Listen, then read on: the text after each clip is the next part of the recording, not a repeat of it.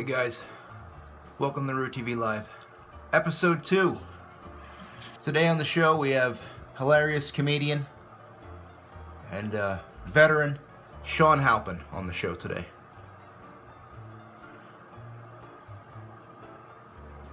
I don't know if you notice this, but anytime you shave, you can't not make this face. Even if you're not shaving here, he's still... Oh. We'll be right back.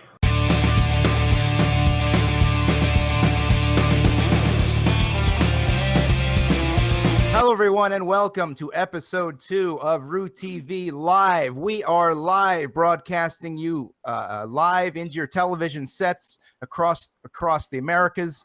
We are here today with the hilarious comedian, veteran, podcaster, and beard master, Mr. Shawn Halpin. Shawn, how are you today? I'm good. We're live.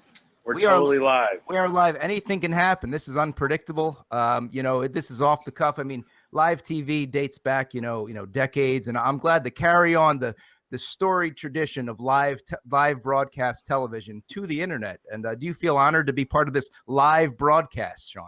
I'm actually nervous that it's live. Yeah, I don't know. We're flying without a net here today, Shawn. There's no net. No net at all. No. I think we need to get a net. Yeah, I'm gonna today. Actually, I mean, after this, I'm gonna take a run to Home Depot. I got a few things to pick up for the house, and one of those things will be a net. So, yep. What are you gonna get at Home Depot? I got to get some tarp. I got my shed out back. It's got holes in the roof, and I'm too poor to replace the roof. So I'm just going to put tarp on the roof. And I'm going to staple it with a staple gun.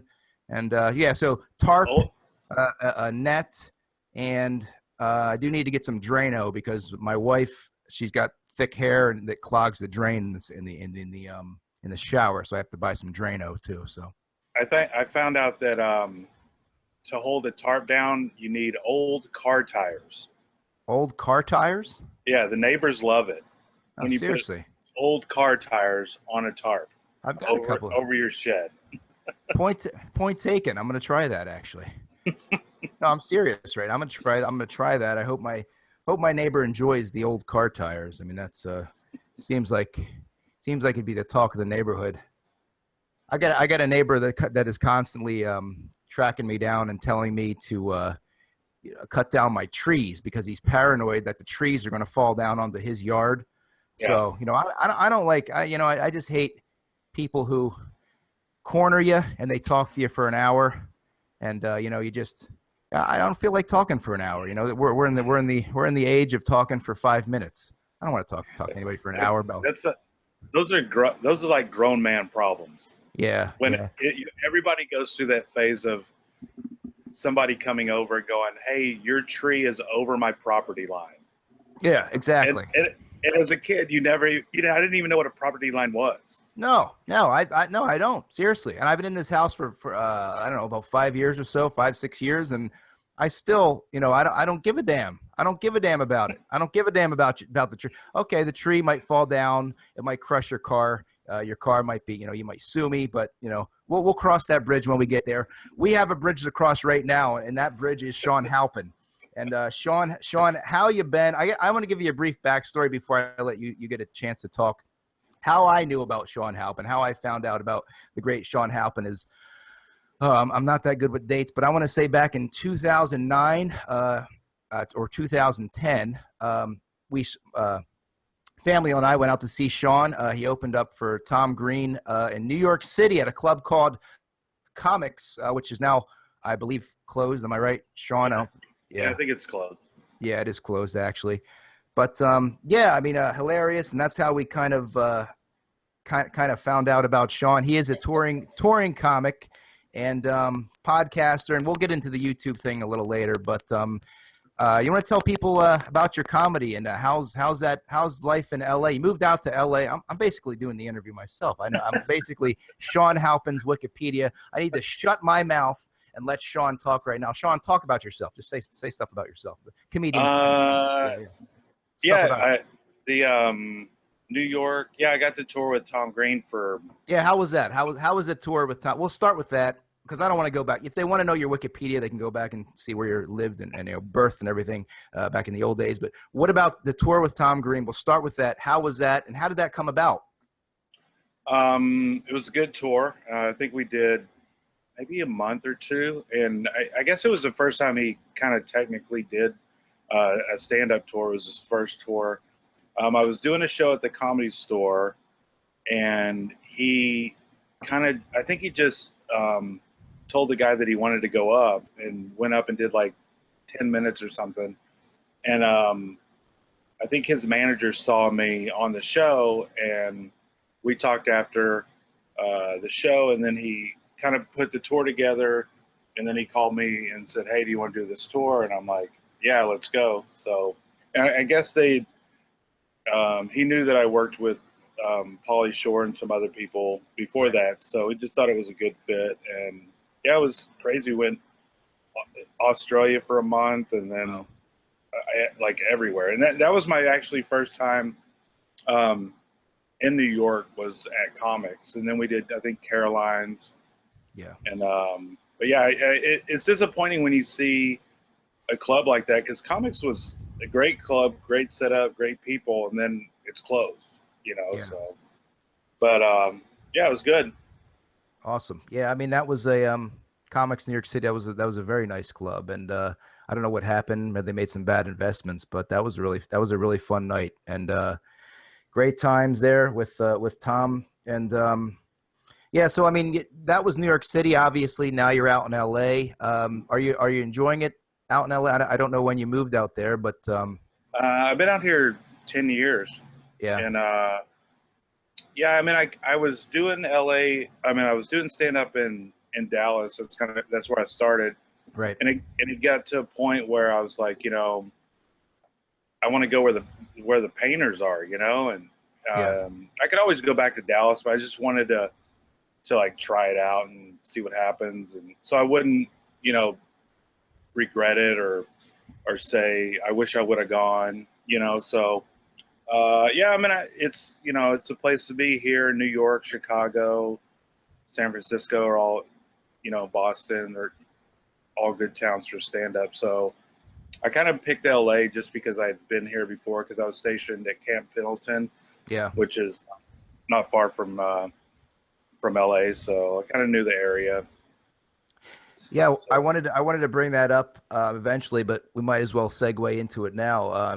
Shawn is a former veteran, United States Marine, if I'm correct, right? Yeah. Can you tell us a little bit about that experience, maybe a Cliff Notes version of how that affected you in your life and what that meant to you? Have you ever seen Full Metal Jacket? Yes. Yeah, it's the first part. Wow. No, it was, you know, I didn't want to go. I grew up in a small town. I didn't want to go to college right out of high school. So I was like, you know, what can I do? And my dad was a Marine, and he was in Vietnam. And I was like, okay, I'll try that. And I went in like 2 weeks out of high school.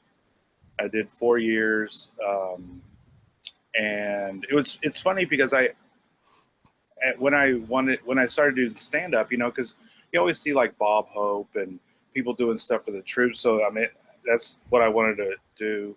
Right. That's like one of my goals when I started doing stand up, is like give back.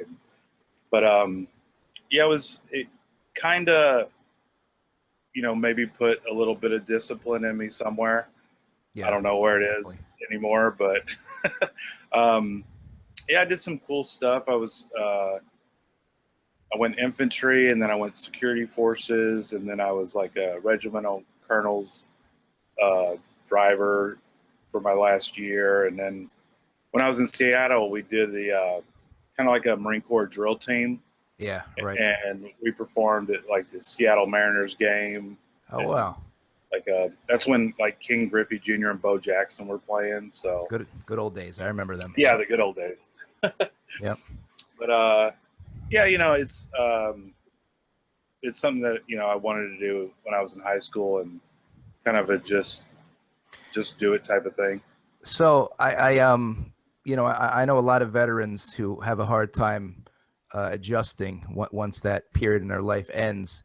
have you found that comedy has been somewhat therapeutic or somewhat, helpful in terms of like, more like a rewarding kind of, you really get back yours. It's almost like you served us in, the military, and now you are serving, not to sound like a cliche, but you're serving us through, you're still helping people and making them through comedy and making them laugh. And is that sort of like maybe what you get out of it these days, similar? Yeah, I didn't really think of it when I got out, because when I got out, it was just kind of weird. It was like I was in one day and I was out the next day, and it was kind of quick. Yeah, it was kind of like I didn't really stop and think about it. I just kept going, and then and then that was kind of a problem for a long time, and then but just not realizing it was a problem, and then being able to, like, when I've done a couple, like 4 tours and four kind of tours in Afghanistan with Armed Forces Entertainment, and it's cool to be able to be like in a hangar in Jordan with 300 Americans, and just kind of take them out of that area that they're in and give them like a show that they've had, that they would have like in Omaha or anywhere back home. Absolutely, yeah, right. And then having somebody come up to you after a show going, "I haven't laughed in 4 months," and it's just and plus I think when they know that I was in the military, they can relate. Is some kind of connection, right. He kind of gets us type of thing. So yeah, no, I hear you. Yeah. I mean, it's been nothing but good things. So I mean, it's helped me, and hopefully it's helped them. So yeah. No, most definitely. I wish Bob Hope was still alive. You could have did a Bob Hope Christmas special thing down for the troops. That would have been fun. That would have been fun. Remember him? But yeah, so I got to catch myself. I did this in my last interview with I interviewed a MTV VJ Ian Robinson, my first interview, and one of the things that you remember, Chris Farley, right? Of course. Yeah. One of the things I said was, we were talking about bands, and I said, you remember Warzone? And that was it. And he was like, yep, I remember Warzone. And then nothing followed it. No, pretty much dead. But yeah, so I'll be paying homage to Chris accidentally once in a while. So, but I love Chris. But so moving on, you now I'm not familiar, obviously, at some of the locales back in LA, Comedy Store, Flappers. Do you have a preference? And also, do you have a preference of clubs out there to work at? And also, do you notice, are the crowds in LA a little bit more uppity than the East Coast or other areas, or are they easier and more drunk and laughable than like, how have the crowds been out since you've moved out? Well, it's been 10 years, but I don't know. The crowds in LA to me, they have a different vibe because they're aware of the industry, they're in the industry, right? And then there's something about New York or East Coast crowds. They get like the little things that you put in there when it gets a laugh or something, you're like, okay, these are smart people. They get the little bitty things. And then there's just something about I like doing between LA and New York, just right. Those are more my people, Mm-hmm. Oh yeah, I hear you. Yeah, that LA and New York are basically two extremes. You find a happy medium somewhere in between, I'd imagine. Yeah. But anywhere when there's more than, I remember it kind of switched for me. So I was working in Dallas, and it was at an improv, and it was usually packed like every night. Right. So, it would get to where it'd be like 60 people. You're like, oh, there's hardly anybody here. And then I moved to LA, and I started kind of working the road out of LA, and I was like in Reno or somewhere, and they go, well, there's only 10 people here. We're going to cancel this show. And I've been in LA so long doing shows for 2 people, 3 people. I was like, 10 people, that's a crowd, You know, let's do it. Right. Yeah. So it just, I mean, the crowds are a little different. You can do, you know, like you'll do more industry type of jokes in LA and they'll get it. But then if you do them out in the Midwest, you know, they don't, casting director or whatever, they don't really kind of hit it. But that's something that I didn't realize, that, you know, you really have to cater your material to the area and the crowd that you're dealing with, because it can hit or miss in one city, and then the next it could, you know, not do so well. But yeah, and even, you know, when you sometimes when you try to get them, I like when you get a crowd and you realize that they're on board with you, and then you can kind of do anything. And then just trying to get them to kind of dig and like what you're into or dislike what, you know, you dislike. Right. It's just kind of like not really a chess match with the crowd, but just the psychology behind stand-up sometimes is, you know, pretty interesting about trying to figure out what to put where and how they'll react. And yeah, there's just a lot to it that's, you know, fun learning. Do you enjoy dealing with the pleasures of society known as hecklers, or how do you handle them? A lot of hecklers. When I first started, it would get really mean really quick. Like my response would be like I would throw a C word out there or something. Right. Yeah. So, don't blame you. Don't blame you. So do not blame you. But now I don't really get that many people that have been kind of mean. I've gotten I like the weird heckles, like, I like your shirt. Yeah. So you can kind of you can kind of spawn off on it. Yeah. Yeah, I mean, I guess it's just because I don't really do anything that's controversial or kind of just yeah.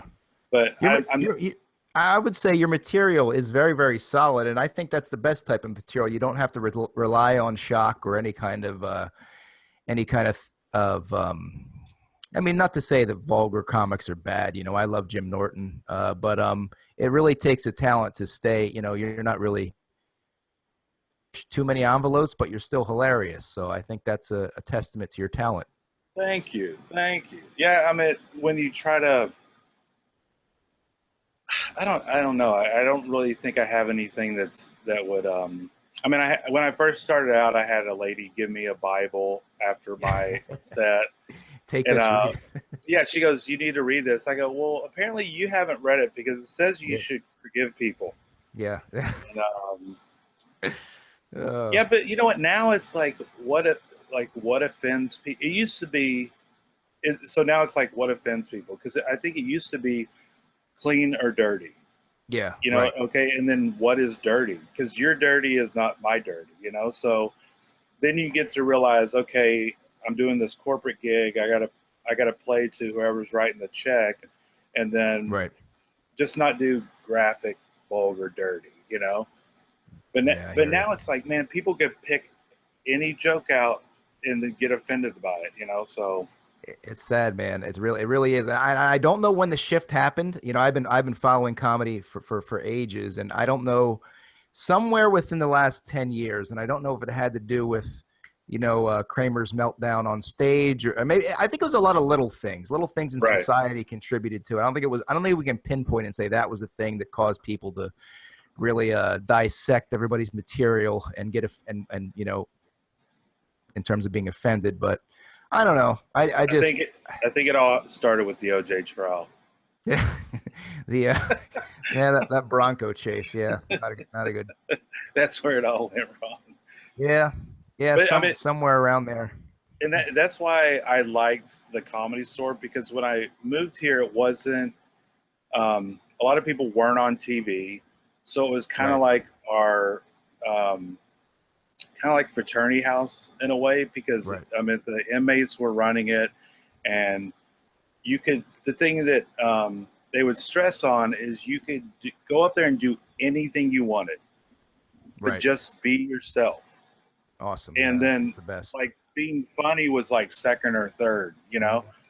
So you could go up there and just try a puppet, try anything, Right. And now it's it's changed a little bit, but I think I was there at a cool time.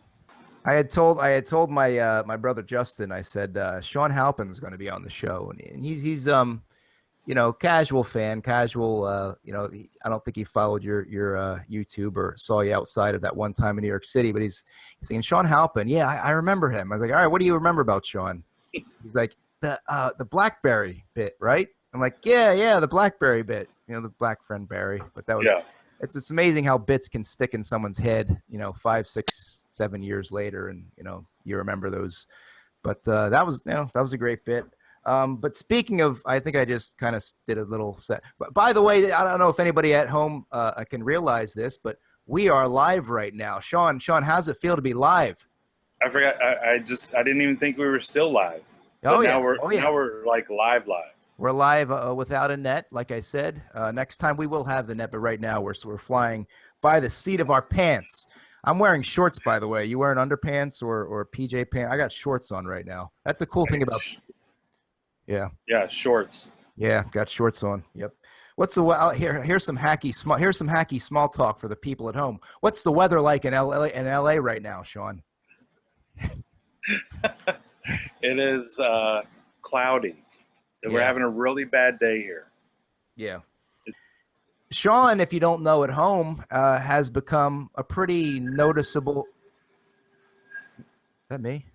I don't know. Pretty noticeable YouTuber, actually, and there's a reason why.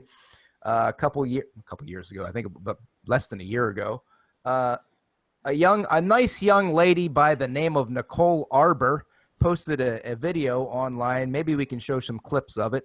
No, well, we're live. What we can't. Maybe I can splice some clip in here. I'm gonna throw to a clip right now of Nicole Arbour. If you don't know who she is, all right, Nicole, take a look at that. You want to throw that clip, Shawn? Throw the clip. No, let's not do that. Yeah, I don't want to do a clip of Nicole Arbour. But anyway, long story short, she made a very unfunny video to me. Anyway, I can't speak for everyone, but unfunny video, basically bashing overweight people. Very hacky video, very controversy for the sake of controversy. And basically what happened is on YouTube, you can make a response video to a popular video, which was this broad Nicole Arbour. And Shawn made one, and as of a hilarious response video, an awesome response video. I encourage, and I'll put the link in the description if you haven't checked that out, of Shawn's response video. Last I checked, I believe it was almost at 1 million views. So that's ridiculous. Almost 1 million views. Almost 1 million people saw his glorious beard during that set. Shawn, can you talk a little bit about that whole deal? Yeah, it was kind of because. I didn't do YouTube. I'm still kind of lazy and don't do it now. But right. I just was kind of, somebody sent it to me, and then I was like, okay, whatever this is, and then someone else sent it to me, and I go, okay, I'll watch it, and then I was just kind of like, who is this chick? And then when I saw that she put comedian on there, and I was just like, you know what? This is what's wrong with Hollywood. Yeah, it is. Yep. It's like people just take the title comedian, and then the kind of the Vine stars, the YouTube stars that are. I want to. It's just a weird medium to me. I'm just like, the whole thing was annoying at the time. Yeah. The ironic part is, I've been on YouTube for a while. I'm no way as famous as these 20-year-old kids who got rich quick. But to me, like, and for you as a comedian, to seeing these kids moving out to LA, like I'm sure Nicole, I guess she lives out there, and I mean, there's a kid that lives in Franklinville, where close to where I live. Got famous off of Vine. His name is Lance. He moved out to LA, I guess. To me, I want to be honest, and I'd also want to be nice, but at the same time, I want to be honest. The kid doesn't have a comedic bone in his body. but he's got, you know, millions and millions and millions and millions, and he's making money, you know, through ads and whatever. And what is a hardworking comedian like you, who came up the right way, in my opinion, and the hard way, see when you see these 20-year-old kids coming out and calling themselves comedians? And you know, it's just a different. Sometimes I feel like it's a different vibe. different reality or different vibe, and plus, you know, they're younger, and they, you know, a lot of them just find this medium and they kill it. You know, it's like, you know, I can hate on Vine people all the time, but it's because I don't invest in it. I don't study it. I don't try to do it hardly, you know. So right. They kind of, a lot of people do. They just found their niche and killed it, you know. But then it's hard. Some of them can, you know, make the switch, because writing a 6-minute or 6-second video, you know, it could lay the groundwork for them to write a feature or write, you know, longer videos. And but just getting that face recognition to the public would draw crowds to clubs for them, and then that's where, you know, that's where they're going to make their money. So yeah, it's a good launching pad, the platform off it. Now the bottom line is, once they get to that platform, you know, it's sink or swim. Are they able to sustain an audience and be funny? Remains to be seen. I don't know. I know a lot of even just I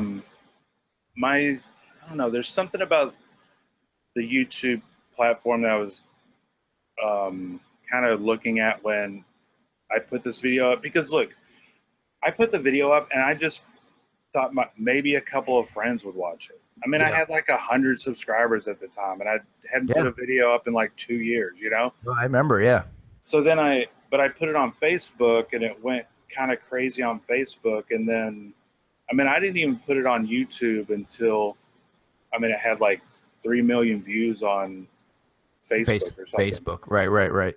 So the, it's just a different medium. And then even with the YouTube people, they like something was going around about, you know, favorite comedian on YouTube, and it was, you know, this you know, I just saw the voting going on. I'm like, well, obviously these are, you know, young kids voting on this, and they think, you know, comedian is who makes me laugh on YouTube, which is fine, because like, as a comic, for me, like, funniest comedian on YouTube would be, you know, like, you know, would you pick between Kevin Hart, Bill Burr, you know what I mean? Gabriel Iglesias, or those guys. So, you know, I mean, I get it. And that was my point too, of there are so many young people, you know, that gravitate toward the YouTube stars and stuff. So when you have one that is really popular, just doggone kind of young kids, I was like, man, there's something about this that isn't right, you know? So yeah, no, I hear you. But is what it is. But so how's that dog doing? Yeah, I see him on Instagram. I'm a dog lover myself. She keeps on coming around. Yeah, pick her up. She's come here. What are you doing? You're on live right now. You're on live. Look at her face. Yeah. So she's been all right. She had a like appendicitis or something the other day. Oh, really? So I had to take her in. All right, let's sit down for a minute. You know what's so funny about that too? It's like, so I get this dog. Yeah. And I post a picture on her of her on there, and like, you know, 150 likes. Right. And I post a picture of me doing a show somewhere. Yeah. I get 2 likes. One of them's mine. You know, it's like, so I thought about, I'm just going to have my dog hold a sign of my club date. Yeah, just Photoshop. Yeah, on the poster, just Photoshop her head onto the advertisement for the show. That might help things, I think. Or even, you know, even with like a joke, I'm just going to I did it a couple times where I'll have a joke and I'll put it over a picture of like huge boobs. Yeah. Because people will like the boob and then go, Yeah. "Oh, that joke's kind of funny." I always think on Facebook or Instagram, you should clarify why you're liking the picture. It's like, I don't know, some sort of mechanism to let you know why you're liking the picture. I mean, I deleted my Facebook. One of the reasons why is because, as you know, you remember my I still make the videos, the goofy videos with characters and stuff like that. Dude, when you do those videos, I'm like, you're doing, like, I admire what you're doing because you do, when you go out in the crowd to the people. Yeah. I could not. I would break character every time, and I'm like, you are that dude. You are that person, and it's so crazy. Thanks, Like man. like, how did you come up with that character? Well, I got about three now. I think you're referring to Smiley Gibbons, but I have Tony Malibu. Smiley Gibbons, my wife told me, he's like, how the hell did you think of this? This is an original, like, a lot of times you see elements of different, okay, that looks like a British guy. Yeah. Maybe you ripped it from Austin Powers. I'm like, where the frig did Smiley Gibbons come from? My wife would ask me, like, I don't know. It just happened. I don't know, put on a wig and it just party. Yeah, some weird part of me. This came out like a Joan Rivers type journal. I don't know what the frig it is. But anyway, to give credit where credit is due, I do have some other characters. Tony Malibu. I have a friend who's also my cameraman, Brian, who sat me down one day and said, we need to come up with another character. And he laid out, he even paid for his outfit. Basically, Tony Malibu is a scrap metal collector who is also a hustler, a gambler, and a sports fan. So he's one of those hardcore sports fan types. And then I created last year Herb Crackerjack, who is a sort of a rednecky kind of down home character. That's I don't know, I guess straight out of Blue Comedy type tour. But he's also a beekeeper. That's his occupation. He's a beekeeper, and he's concerned about the environment. But I like the backstories on characters or what, because usually I would just go, here's his name. Yeah. But when you have like, okay, he went to this school. Yeah. And he loves paper mache. Yeah. So yeah. Yeah. Well, Smiley Gibbons, the first character, Smiley Gibbons, his first job, he was a former writer for Tiger Beat magazine. He got fired unceremoniously. So, but yeah. But I don't know. I think that's being lost in television. I mean, I'm not, obviously I'm a small YouTuber, but something that's being lost in television in general is characters. I think people are forgetting that, you don't just have to have a good storyline or a good TV show. You got to really build up characters. And that's something that I remember in TV in the 70s and 80s and character heavy TV. I missed those days, but so that's why. But yeah, let's say I used to watch the Carol Burnett show. Yeah, I remember that. Yep. And they used to be like, really character heavy, and it just made me laugh. Yeah. Oh yeah. But and also too, but like when you the thing with like saying the small YouTuber that because I have people like, how did you get your video? What did you do? And would you look at my channel and stuff like that? Which I'm flattered by, but I'm just saying. I would just tell them, I just did a video. So you never know when a video is going to pop, So, I wish I could take my own advice and like do one every week. And, that's just a thing that I've been trying to do. And I'm just, I got to keep doing it. No, I mean that's that's really is the craziness of YouTube. You never know what video is going to take off. But it's for me, it's an outlet. I have a full-time job, obviously. I wanted to do something with comedy, so it's kind of serves that part of me that likes to create and be funny. So it helps. We're fortunate to live in this day and age where I can basically produce, edit stuff from my home. I don't have to you don't have to go to a television studio and do that stuff. You can do everything DIY style, so. Yeah. That's what I always do. I think it's something that I'm like, okay, how much can I dumb this down and make it still work, and yeah. And that's what creative, like, okay, do I buy all these lights, or do I go to Home Depot and figure out what's the best lamp and what kind of light, and Right. and then it's cool to be able to go, I built my studio, or I built my rig, or whatever, so Yeah. But yeah, and then but the characters are like, that's basically stand up, but you're just, because like interviewing people, and I mean it's hard to do. It is very uncomfortable, but I think that comes with the territory. Me just going up to strangers with them sticking a mic in their face. It's very, very uncomfortable. And I have to give obviously credit to the grandmaster wizard of that, Tom Green, back in the day. So that was my inspiration for doing that style, of course, because that's what I loved. But I kind of and created some goofy characters. But enough about me. I don't care about that stuff. Shawn, yeah. We are live, by the way. We're live right now, guys. Live. Yeah, we are so live. I can feel that. You can smell the liveness of it. It just smells live. It smells live. Fresh, a fresh show right now. But so anyway, Shawn, do you have any upcoming stuff you want to plug, like gigs or something like that? Maybe there's somebody out in LA, or any upcoming shows or anything like that? I'm in the 4th and 5th of November. I'm doing the Big Bear Comedy Festival in Big Bear, California. Oh, sweet. So I'll be doing that. Right. Just working on a pilot with a friend. So I'm trying to finish 2 ideas that I have and pitch those around. So kind of staying in town right now and just trying to get more of the writing and the gigs around town type of stuff going on. So hopefully, I'll break out of LA in a couple months and do some more road gigs. So sounds good. Yeah. Got to come to Philly.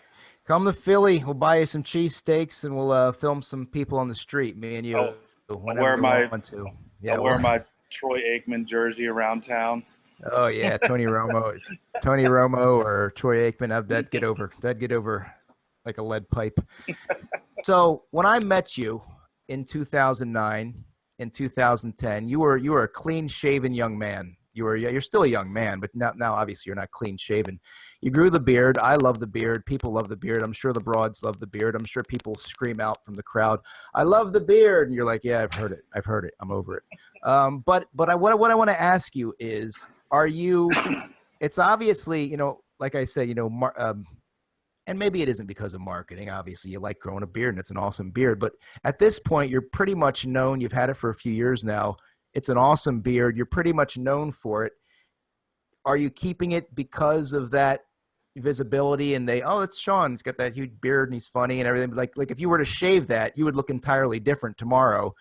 Club owners maybe today would be like, okay, I don't know who this guy is, but do you like having the beard, or is it just you're hanging on to it because of your look for the stage?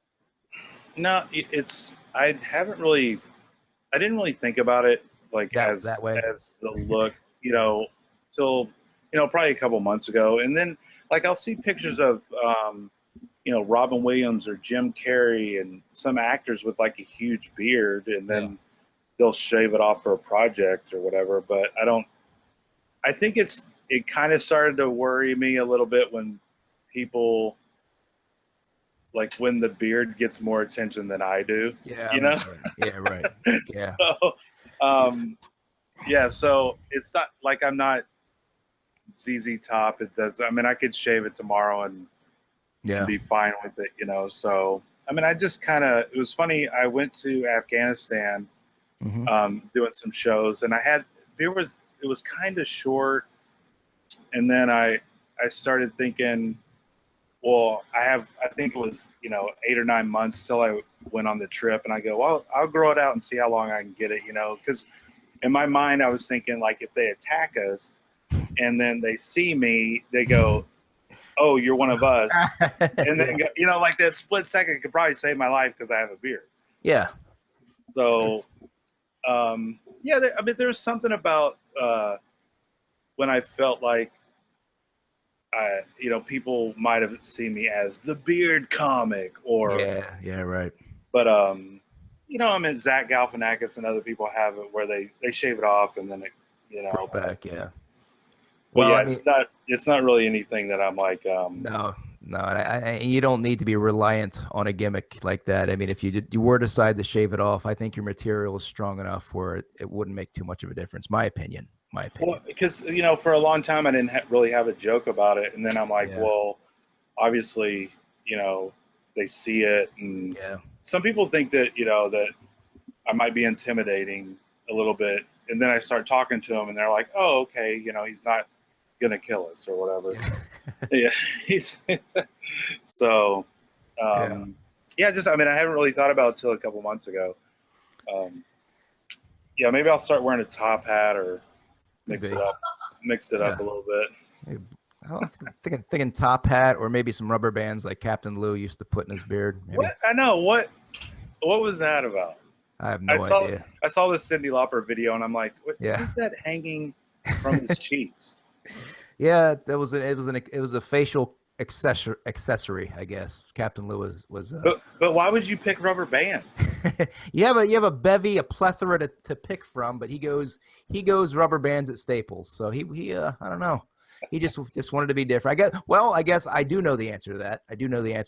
It is now 2016. Captain Lou was popular in the 80s. We're talking about it in 2016. So I think that's the reason why he picked it. He knew people would be talking about his rubber bands today. So, well, even like when Nelly put that one Band-Aid on, you're like, yeah, you're going to wear a Band-Aid on your album cover?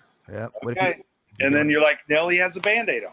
Yeah. You're doing a show and you're sweating, the thing's gonna come off. Does he? Oh, you remember who used to throw things to the audience? I don't know. A band would throw a T-shirt to the audience. I wonder if Nelly ripped off the Band-Aid and threw it to the audience. And I don't know. He probably did. The Band-Aid I thought it might have been something for like one of his friends that was in prison or something. I think it actually meant something, obviously, to put it on there. But no, Shawn. I think he had a boo-boo. I think he actually had a legit boo-boo on his cheek. He had a huge zit. Yeah, it was just this huge weeping zit on his face. Nobody knows that. That's a secret right here, live. You guys at home don't know about. Nelly, that Band-Aid, the reason, huge zit. Right, Shawn? I'm just waiting for someone to come through your door and you to yell, "Hey, I'm alive!" I can wait for that door to open. It'll happen soon, sooner rather than later. But anyway, Shawn, I think we've covered the gauntlet. This has been an awesome chat. We've pretty much covered the career history of Shawn Halpin. We had some good talks. We are live. I don't know what. So, but now, how do we get? So we got no Vine. Do you think Twitter's going to go down too, or? Well, I mean, they lost millions and millions of dollars apparently to the monster that is Facebook, the evil monster that is Facebook. I mean, I like that tweet you sent out. Twitter is they're only keeping 140 employees, but people are like wah, wah.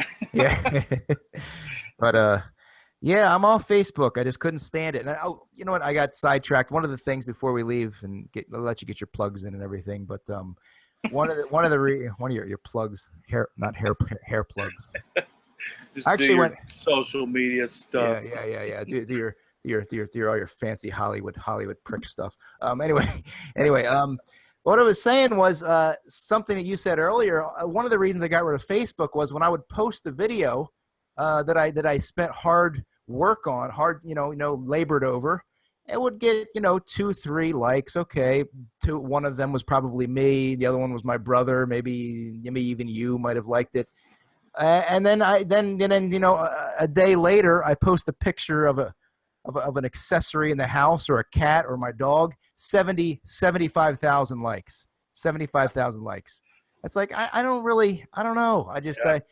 No offense to pets, I love them, and I'm not singling out pets because a lot of times you'll see the perfect married couple outside taking a picture of their new shrubs or their new I don't know, flower pot outside. 85 million likes. Ryan posts a picture of posts his video, nothing, dead, nothing. So that's why I got rid of it, and I'm finding a better home in Twitter and just broadening on YouTube. It's just, I don't know, seems to be more. I think Twitter, and I hope it doesn't go down. I think Twitter is more catered to comedians and more creativity, whereas Facebook is, let's see how perfect your life is so I can feel depressed. That's what I feel like Facebook has become. I don't know. Even with the I've noticed that too. Like I'll work hard on a flyer promoting a show or something. Yeah. And when it only goes out to a certain amount of people, but then let's say 180 or whatever, and then I post a picture of a bucket, and it goes out to 5,000 people. You're like, no, what? No. I think inherently that's something psychologically wrong with people when they see someone who are doing creative things that they aren't. It's almost like, yeah, I don't care about you. Why are you doing what you want with your life? And then when you post something relatable like a bucket with a plant in it, oh my God, oh that's all. Oh yeah, he's one of us now. He's one of us. Yeah. But when you show footage of a bit, I don't understand that. I don't understand why isn't he working in a lumber yard? He should be working with lumber. Yeah, I don't get it. If I don't get it, it sucks. It's not funny. I don't get it. That's my opinion. That's my psychology lesson for the day, Shawn. Love it. So, all right, get your Hollywood. Where can we find you online? Because I know I have a lot of people who are going to be watching this that probably don't know where to find you. Where can they find you on the Twitter, on the internets, on the Facebooks, on the MySpace? Where can they find you? Just everything is my name, Shawn Halpin, ShawnHalpin,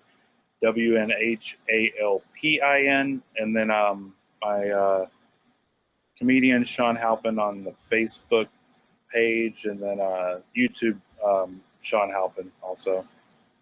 Awesome. So yeah, awesome, Shawn. Made it really simple. I just want to, we've been goofing off, but I want to get deadly serious right now. It's been a pleasure and an honor, a true honor. I thank you so much for your time today, Shawn. I mean, it's not every day that Shawn Halpin sits face to face with me and talks for, I don't know how long we've been talking for, an hour or something, but really enjoyed this. Really enjoyed this, and best of luck with everything. And I love your channel. I'll support it. Thanks, brother. And like come to Comic-Con here or something. I'll try to. Yeah, we were thinking about that. I really do want to get out to LA. I was out there maybe 16 years ago in 2000, but that's one of the bucket lists. I want to get out there and have some fun out there. So hopefully one way or another we'll hook up again. But thank you so much, Shawn. I'm going to wrap things up. Any last words to the YouTube RueTV live audience, and any last words at all? Any last words? Be creative, do what you want to do, and screw everybody else. I echo those sentiments. I echo those sentiments 100%.